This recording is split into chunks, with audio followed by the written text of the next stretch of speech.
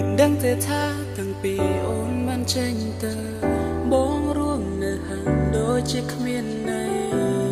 សំដីក្រុមមិនបងនៅចាំបងថាឲ្យបងបំភ្លេចរឿងរ៉ាវពួកយើងបងធ្វើយ៉ាងណាបើស្រមកยังនៅតាគ្រប់នាទីគ្រប់ពេលបងនៅនឹងឃើញអូ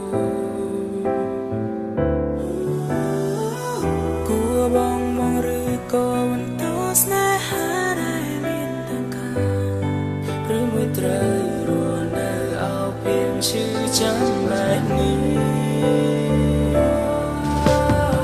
បងឈរមកអូនចេញទៅទាំងបងធ្វើកាបែវិញដងឡាត់ញ៉ាំពេលអូ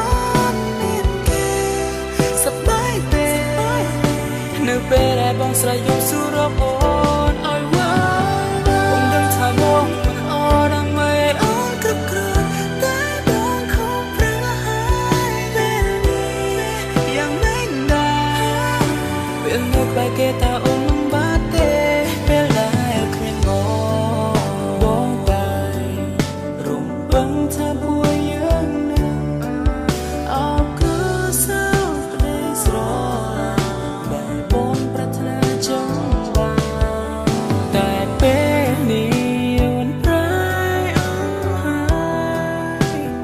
ចង់ឲ្យពេលវេលាអាចវិលត្រឡប់ក្រោយបងសន្យាថានឹងថា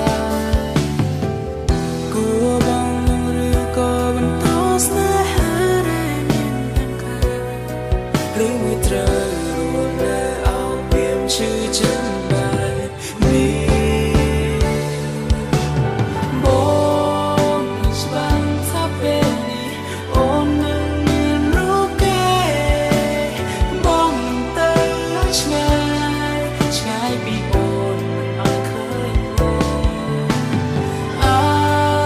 វត្តមានបងពេលនេះគឺសរមាមេសំខំអូននឹងយល់ថាបងធ្វើដើម្បីស្អី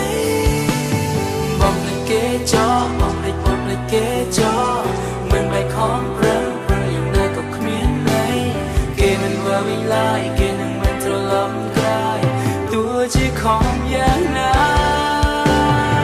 បងឈរមើលអូនចេញទៅទាំងបងធ្វើកាបែវិញដងឡាត់ញ៉ាំពេលអូនមានគេ